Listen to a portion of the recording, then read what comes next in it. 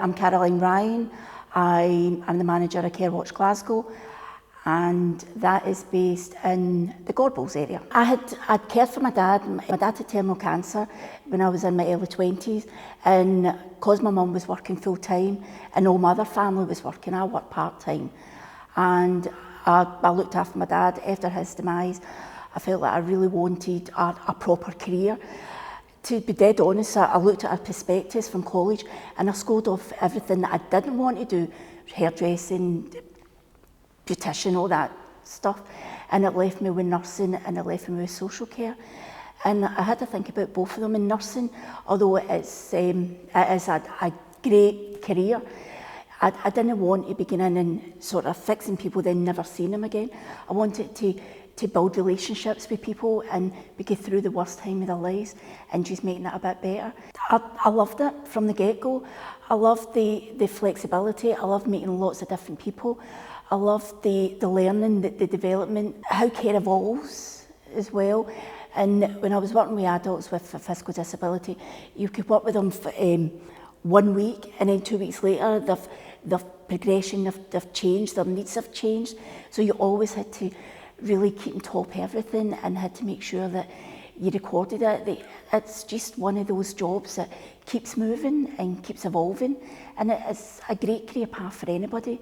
Over the last 2 years, when I started working in housing support, I worked with a girl and she was in her 30s and she had a learning disability, but she also had mental health issues, and she's a major problem with budgeting and control. And what happened was, and it was something so simple, but she never had, I was her financial appointee, and she had absolutely no control at all over her money. She would get £5 a day that she was able to go and spend, and all she wanted was a wee bit of control. So I spoke to, at the time, my regional manager, to see if we could try and put something in place for her that would give her that wee sense of, this is my money and this is how I want to spend it. Spoke to my financial officer, spoke to the bank, ended up getting her just a wee ATM card that £10 went into every 2 days, and on a Friday she got £20. And she absolutely loved it because it gave her a sense of importance, a sense that she was in control of her own money again. From that, she's absolutely flourished, that she's now working in the office as a volunteer 3 days a week. So she's actually made her a badge to say that she's a volunteer, and she's loving it. Now she's got, where she still has this learning disability, she still has mental health problems, but all the other additional stuff, the alcohol-related issues she had, she also had really challenging behaviours, or behaviours that challenge. She had that as well because when she couldn't get money, she used to kick off. And now it was like, well, when are you getting paid? I get paid on Wednesday. Right, well, hang on to Wednesday. And she'll actually save up in that account as well.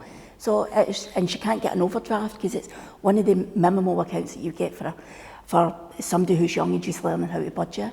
And she absolutely loves it. And that's just a small way of giving somebody something back that we take for granted. We need an influx of more money, absolutely, from the government. And I know it comes from Westminster and the Scottish Government, and then it gets provided out. But I've moved from a non-profit sector into the private sector, and I thought that, yes, there'll be money in the private. There is not. We are putting out fires continually all the time. We're not getting paid for some of the jobs we've done.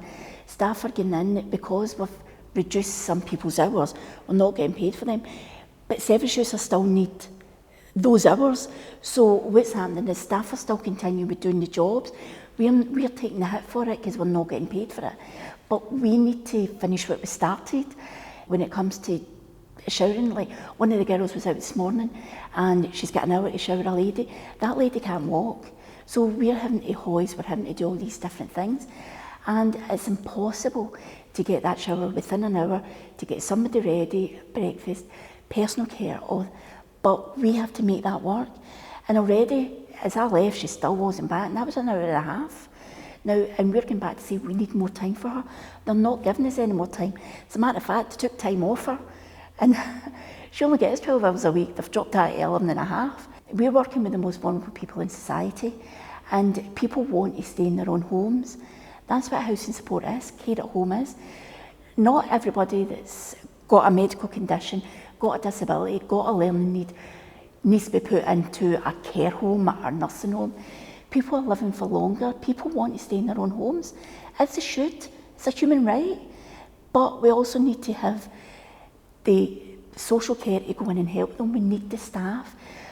And it means that we need to throw more money into the pot that we're all using, that we're all sharing. So as we can get staff trained, we can have better recruitment, and we can just work together and complement each other when we're working and not be a challenge to each other, which sometimes it could be as well when it comes to district nurses and that getting in. It can be quite competitive about who does what.